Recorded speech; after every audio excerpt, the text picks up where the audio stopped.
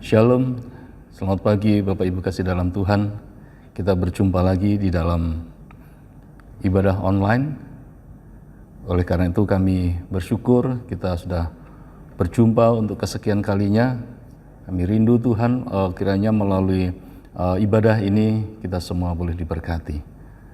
Sebelum kita melanjutkan, mari kita tunduk kepala, kita berdoa. Bapa di dalam surga, kami mengucap syukur oleh karena kasih-Mu, kami kembali dipertemukan di dalam ibadah online. Doa kami Tuhan, kiranya Tuhan memberkati untuk setiap orang-orang, setiap anak-anak-Mu yang boleh mendengarkan firman Tuhan pada pagi hari ini, supaya mereka pun boleh mengalami lawatan Tuhan, jamahan Tuhan, sentuhan-sentuhan dari Tuhan, sehingga firman-Mu tidak akan kembali dengan sia-sia, tetapi sungguh boleh berbuah berlipat-lipat ganda untuk kemuliaan nama Tuhan. Terpujilah Engkau Bapa di surga, kami mengucap syukur dan sambut firman-Mu di dalam nama Tuhan kami Yesus Kristus. Amin. Pada pagi hari ini saya mengajak kita untuk membaca bagian firman Tuhan yang saya ambil dari 1 Raja-Raja pasal 17. 1 Raja-Raja pasal 17 ayat yang ke 7 sampai ayat yang ke-16. 1 Raja-Raja pasal 17 ayat yang ke-7 sampai ayat yang ke-16. Saya akan membacakannya, Bapak Ibu Saudara dapat memperhatikan. Ayat yang ke-7 demikian firman Tuhan. Tetapi sesudah beberapa waktu, sungai itu menjadi kering sebab hujan tiada turun di negeri itu. Maka datanglah firman Tuhan kepada Elia, bersiaplah, pergi ke Sarfat yang termasuk wilayah Sidon, dan diamlah di sana. Ketahuilah, aku telah memerintahkan seorang janda untuk memberi engkau makan. Sesudah itu ia bersiap, lalu pergi ke Sarfat. Setelah ia sampai ke pintu gerbang kota itu, tampaklah di sana seorang janda sedang mengumpulkan kayu api. Ia berseru kepada perempuan itu, katanya, "Cobalah ambil bagiku sedikit air dalam kendi, supaya aku minum." Ketika perempuan itu pergi mengambilnya, ia berseru lagi, "Cobalah ambil juga bagiku sepotong roti." Perempuan itu menjawab, "Demi Tuhan Allahmu yang hidup, sesungguhnya tidak ada roti padaku sedikit pun, kecuali segenggam tepung dalam tempayan, dan sedikit minyak dalam buli-buli. Dan sekarang aku sedang mengumpulkan 2-3 potong kayu api, kemudian aku mau pulang dan mengolahnya bagiku dan bagi anakku. Dan setelah kami memakannya, maka kami akan mati." Tetapi Elia berkata kepadanya, "Janganlah takut, pulanglah, buatlah seperti yang kau katakan, tetapi buatlah lebih dahulu bagiku sepotong roti bundar kecil daripadanya, dan bawalah kepadaku, kemudian barulah kau buat bagimu dan bagi anakmu. Sebab beginilah firman Tuhan, Allah Israel, tepung dalam tempayan itu tidak akan habis, dan minyak dalam buli-buli itu pun tidak akan berkurang sampai pada waktu Tuhan memberi hujan ke atas muka bumi." Lalu pergilah perempuan itu dan berbuat seperti yang dikatakan Elia. Maka perempuan itu dan dia serta anak perempuan itu mendapat makan beberapa waktu lamanya. Tepung dalam tempayan itu tidak habis, dan minyak dalam buli-buli itu tidak berkurang, seperti firman Tuhan yang diucapkannya dengan perantaraan Elia. Sampai sedemikian jauh pembacaan firman Tuhan. Yang berbahagia ialah setiap kita yang membaca, merenungkan, dan melakukan dalam kehidupan sehari-hari. Firman Tuhan pada pagi hari ini saya akan memberikan satu tema untuk kita renungkan. Selalu ada cara untuk Tuhan dalam menolong kita. Selalu ada cara untuk menolong kita. Nah, saudara-saudara kasih dalam Tuhan, ketika kita menikmati dalam kehidupan kita ini, beberapa kali kita seringkali diperhadapkan dengan kesulitan. Kita seringkali diperhadapkan dengan jalan buntu, diperhadapkan dengan berbagai persoalan yang pelik, yang kadangkala membuat kita tidak tahu harus berbuat apa. Dalam pemahaman kita mengenal istilah mukjizat. Ya, tentu istilah mukjizat buat kita bukan sesuatu yang asing. Bagi orang percaya, istilah mukjizat itu sudah sesuatu yang lumrah, sudah sesuatu yang ya begitulah. Artinya banyak orang sudah begitu mengenal, memahami dengan baik. Nah, dalam peristiwa, dalam situasi yang dihadapi dalam bacaan ini, kita melihat bahwa ada satu peristiwa yang luar biasa, di mana Tuhan melakukan sesuatu yang orang katakan sudah nggak mungkin. Apa yang kita pahami tentang mukjizat? Nah, mukjizat adalah satu peristiwa kejadian yang luar biasa yang dialami oleh seseorang yang tidak mungkin dilakukan oleh manusia. Nah, kalau tidak mungkin dilakukan oleh manusia, hanya satu jawabannya, hanya Tuhan yang bisa melakukannya. Nah, namun tidak begitu bagi orang-orang yang tidak percaya, bagi orang-orang yang selalu menggunakan akal, rasio mereka, yang segala sesuatu diukur berdasarkan akal. Yang segala sesuatu diukur berdasarkan logika. Segala sesuatu diukur dengan pikiran-pikiran yang mereka menamakan dengan rasio. Rasio yang Tuhan berikan, rasio yang Tuhan sampaikan kepada manusia bukan untuk meniadakan Tuhan. Bukan untuk meniadakan atau melemahkan kekuasaan dan otoritas Tuhan. Tetapi sebaliknya, untuk mengakui, untuk memahami bahwa manusia serba terbatas dan Tuhan tidak terbatas. Nah, tentunya rasio seperti ini yang harus kita miliki. Bukan kita mengukur Tuhan dalam kapasitas otak kita yang kecil. Seberapa besar sih otak kita? Seberapa besar kemampuan kita? Kalau Bapak Ibu bisa melihat di Google atau di mana, kita bisa melihat seberapa besar otak kita. Tidak lebih dari kepalan tangan kita. Nah, tentu ini memberikan satu pemahaman kepada kita, otak yang sebesar ini nggak mungkin memahami tentang otoritas kuasa Tuhan yang jauh lebih besar. Kita tidak punya kapasitas. Nah, oleh karena itu, ketika kita memahami bahwa rasio kita justru untuk melihat, membuat kita mengerti bahwa Tuhan jauh di atas segala-galanya.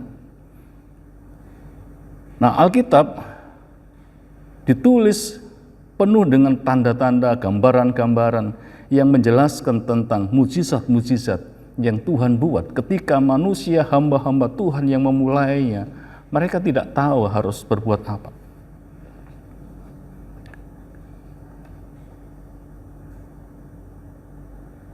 Dalam keterbatasan manusia, tentu hanya satu yang Tuhan inginkan, tunduk, taat. Kita bisa melihat beberapa contoh dalam Alkitab, orang-orang yang mengalami penyertaan Tuhan, mengalami mukjizat, mengalami kuasa yang di luar kemampuannya.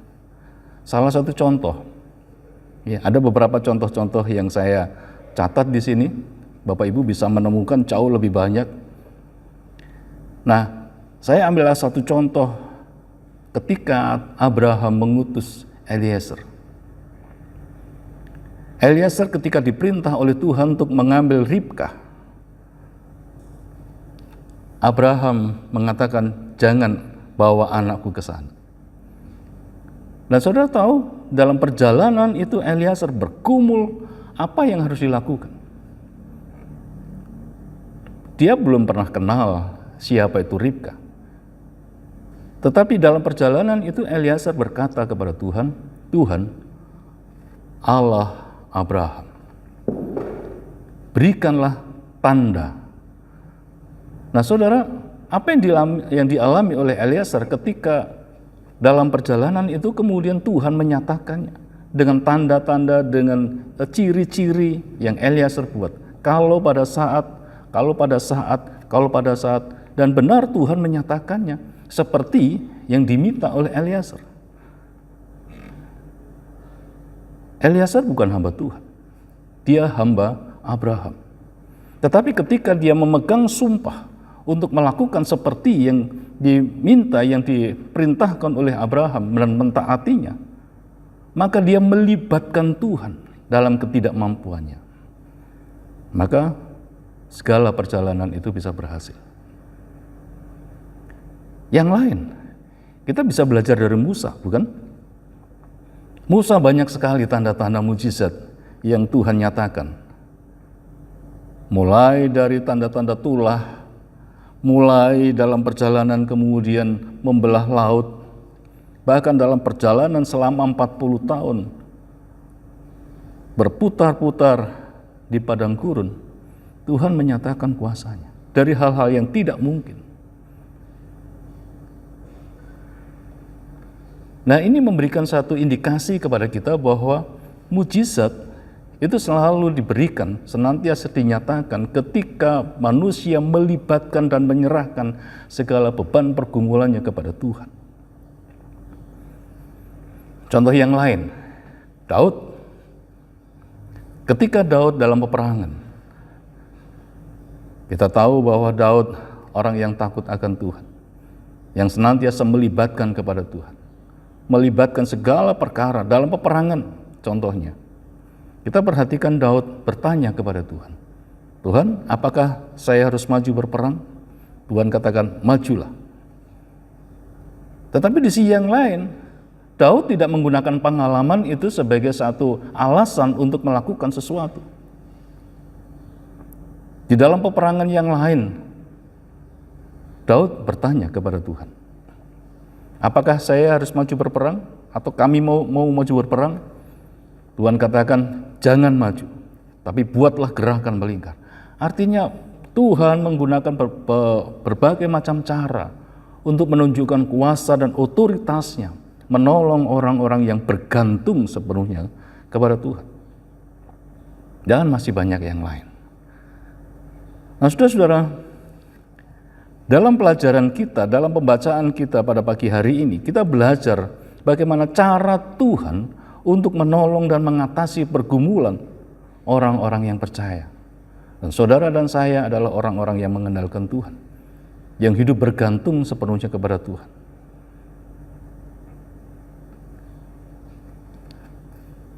Apa yang dialami orang-orang yang percaya dan mengandalkan Tuhan? Saudara, dalam bacaan kita dari 1 Raja-Raja pasal 17 ini, kita melihat ada banyak hal. Yang pertama, kita kembali melihat ada kemarau yang panjang. Kemarau yang panjang adalah semua pergumulan semua orang yang tidak hanya orang-orang percaya saja. Kemarau yang panjang itu merupakan masalah tidak hanya 1-2 orang, tidak hanya masalah orang-orang percaya. Orang tidak percaya pun juga mengalami masa-masa kemarau, masa-masa paceklik. Saya masih ingat ketika beberapa lama saya di Lampung, saya pernah mengalami masa-masa paceklik itu. Ketika istri saya hamil tua, kemudian saya dilanda, kami semua pada waktu itu dilanda dengan kemarau panjang. Kami kehabisan air. Kami tidak tahu bagaimana caranya. Di tengah-tengah tanah yang tandus, kami melihat sumur itu hanya beberapa gayung saja airnya. Sedangkan kebutuhan kami cukup banyak. Saya mencoba untuk melakukan sesuatu. Saya harus turun ke sumur bersama dengan istri di atas, saya menggali, kemudian saya terus berusaha untuk mendapatkan air. Dan ketika musim kemarau, kami pun juga mendapatkan air berlimpah, tetapi tidak seperti yang kami harapkan. Yang seharusnya kami butuhkan adalah air jernih, tetapi yang kami dapatkan air yang keruh. Tidak ubahnya seperti susu coklat, susu Milo, atau dan sebagainya. Dan kami tidak tahu harus berbuat apa. Masa kecil, kami punya pengalaman bersama dengan kakak dan sebagainya ketika harus menjernihkan air, itu harus menggunakan tawas gitu ya. Saya coba menggunakan itu. Alhasil lumayan. Ya, saya mendapatkan bahwa jernih. Tetapi ketika saya mencoba menikmatinya, air itu terlalu asam. Kenapa? Oleh karena tawas itu terlalu banyak. Terus saya mencoba. Dan akhirnya saya dapatkan. Ketika tawas itu kami tumbuk seperti bedak, kemudian coba saya tabur. Dan beberapa kali dengan percobaan, akhirnya saya mendapatkan air jernih tanpa rasa asam. Sehingga ketika anak saya lahir, dan saya bisa menikmati air yang melimpah. Nah, pertolongan Tuhan dalam kasus-kasus seperti ini banyak sekali. Dan apa yang dialami oleh bangsa Israel pada waktu itu ketika dipimpin oleh seorang Ahab, Raja Ahab yang tidak takut akan Tuhan, menciderai seluruh bangsa, mengalami masalah yang sama, kemarau panjang. Ini merupakan satu pergumulan di mana tidak ada lagi panenan, tidak ada lagi tuaian. Semua orang membutuhkan air, tetapi air tidak ada. Persoalan-persoalan yang Tuhan izinkan dalam kehidupan kita selalu membuat kita mengevaluasi apa yang harus kita lakukan. Setidaknya ini memberikan satu gambaran contoh kepada kita bahwa persoalan selalu Tuhan izinkan bukan untuk menghukum, tetapi untuk mengingatkan, menyadarkan kita bagaimana hubungan relasi kita dengan Tuhan. Banyak orang merasa bahwa ketika dalam masa-masa sulit, orang selalu berkata bahwa ini hukuman.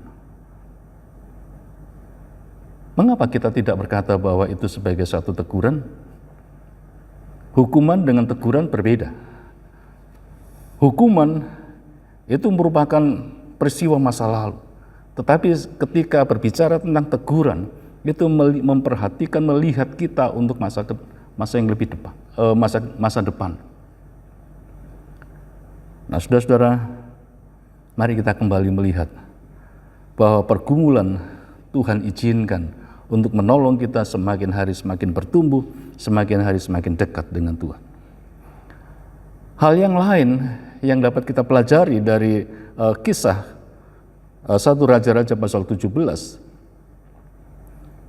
dalam kasus-kasus yang sulit, dalam kasus-kasus yang pelik, kita melihat bahwa Tuhan bisa memakai apa saja dan siapa saja untuk menyatakan kuasanya.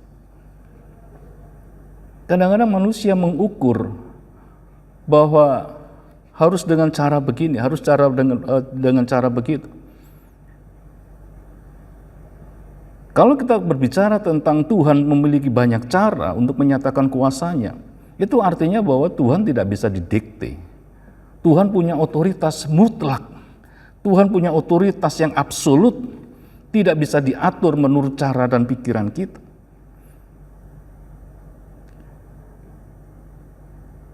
Yang perlu kita lakukan adalah taat. Yang perlu kita lakukan adalah berserah.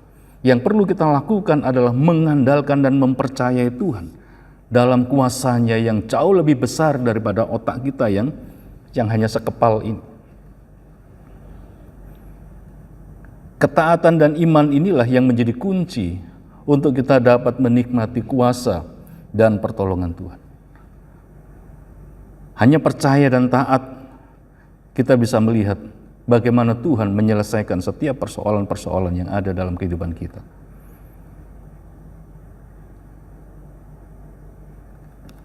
Yang Tuhan lakukan dalam bagian ini, kita melihat bahwa Tuhan memakai seorang janda. Ketika Tuhan memerintahkan kepada Elia, pergilah ke Sarfat. Dikatakan dalam ayat yang 8 di sana. Di sana dikatakan Tuhan berkata bahwa ketahuilah aku telah memerintahkan seorang janda untuk memberi engkau makan. Tentunya apa yang dialami oleh Elia pada waktu itu, dia merasa bahwa sungai, burung gagak sudah Tuhan tidak pakai lagi. Nah, Tuhan sekarang memakai manusia sebagai sarananya, sebagai alat kepanjangan tangan Tuhan. Tentu ini menyenangkan bagi Elia. Tadi hanya sekedar minum air sungai, tadi hanya sekedar menantikan kiriman-kiriman dari burung gagak. Nah, sekarang Tuhan memakai manusia untuk menjadi kepanjangan tangan Tuhan, menjadi alat Tuhan. Tentu ini menggembirakan hati Elia, bukan? Tetapi apa yang terjadi? Ketika Elia melihat seorang janda yang dimaksudkan oleh Tuhan bukan janda kaya, bukan seorang janda yang punya warisan yang besar, yang banyak, tetapi justru sebaliknya yang dilihat oleh Elia adalah seorang janda yang miskin.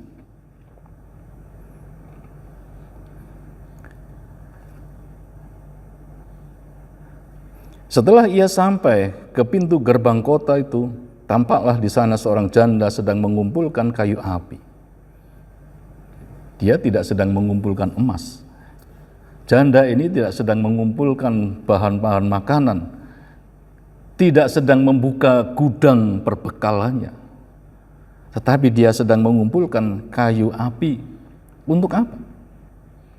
Untuk masak. Nah, saudara perhatikan baik-baik. Ketika janda ini melakukan sesuatu, maka Elia sudah mulai menyatakan, menyampaikan seruannya, cobalah ambil bagiku sedikit air. Tidak masalah, karena cuma air. Tetapi ketika Elia mulai menambahkan, coba ambillah juga sepotong roti, maka ini yang menjadi pergumulan, ini yang menjadi masalah. Ternyata bahwa janda ini mengumpulkan kayu api, bukan tabung LPG, bukan kompor dengan minyak tanah. Artinya fasilitas yang digunakan sangat-sangat sederhana untuk memasak. Dikatakan hanya mengumpulkan beberapa potong kayu api untuk mengolah roti. Dan jawaban dari seorang janda ini sangat mengejutkan sekali. Jangankan untuk engkau, hai Elia. Jangankan untuk kamu, hai Elia. Untuk aku saja dan anakku kurang. Sehingga dikatakan dalam ayat firman Tuhan ini, tidak ada padaku roti kecuali segenggam tepung. Dan sekarang aku sedang mengumpulkan dua tiga potong kayu api, kemudian aku pulang dan mengolahnya.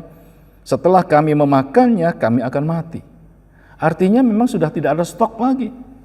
Artinya sudah tidak ada lagi harapan-harapan, hanya ini satu-satunya yang saya miliki. Nah, saudara, apakah kemudian Elia sudah mulai ciut hatinya? Sudah mulai kecut, sudah mulai tawar hati? Ada satu pelajaran penting yang dapat kita perhatikan di sini, yang dapat kita petik sebagai satu kesempatan bagi kita untuk mengerti apa yang dilakukan oleh Tuhan adalah mentaati dalam keadaan yang sulit, mentaati dalam keadaan yang tidak mungkin, mentaati dalam keadaan-keadaan yang sudah orang katakan hopeless, tidak punya harapan lagi. Yang sering kali terjadi adalah kita menggunakan logika, kita menggunakan akal kita. Mungkin dengan cara ini, mungkin dengan cara itu. Ada berbagai macam cara yang kita lakukan untuk mencari solusi, mencari jalan pemecahannya, mengatasi persoalan-persoalan yang ada. Bahkan seringkali yang terjadi adalah logika-logika yang kita gunakan jauh dari apa yang Tuhan kehendaki. Bahkan menyimpang dari kehendak Tuhan. Pada pelajaran ini kita belajar bahwa mentaati itu ternyata bukan sesuatu yang gampang. Mentaati bukan sesuatu yang mudah. Tetapi mentaati itu perlu pengorbanan. melepaskan semua ego, melepaskan semua rasio, melepaskan semua ketidakmungkinan itu. Hanya mempercayai bahwa Tuhan yang sanggup. Saya teringat ketika Abraham hendak mempersembahkan anaknya, Ishak. Ishak bertanya kepada Abraham, "Bapak, di sini sudah ada kayu api. Di manakah anak domba itu?" Abraham berkata, "Allah akan menyediakan." Saudara mampu menangkap apa yang sebenarnya menjadi pergumulan yang dipikirkan oleh Abraham. Tidak mungkin dia katakan bahwa kamulah domba itu. Tetapi ketika kita membaca dalam kitab Ibrani, di sana sangat jelas dikatakan bahwa Allah sanggup membangkitkan orang mati. Artinya ada satu secercah harapan dari Abraham. Kalaupun tuh anak ini misalnya saya cincang habis, Tuhan sanggup menghidupkan kembali. Dia menempatkan Tuhan di atas segala-galanya. Dia menempatkan Tuhan di atas rasionya. Tuhan menjadi satu dasar alasan untuk hidup dalam ketaatan kepadanya. Nah, inilah yang menjadi alasan bagi kita untuk mulai memahami betapa Tuhan selalu ada cara untuk menolong kita. Nah, salah satu yang Tuhan pakai adalah orang-orang yang di luar pemikiran kita. Di sini dikatakan seorang janda yang miskin.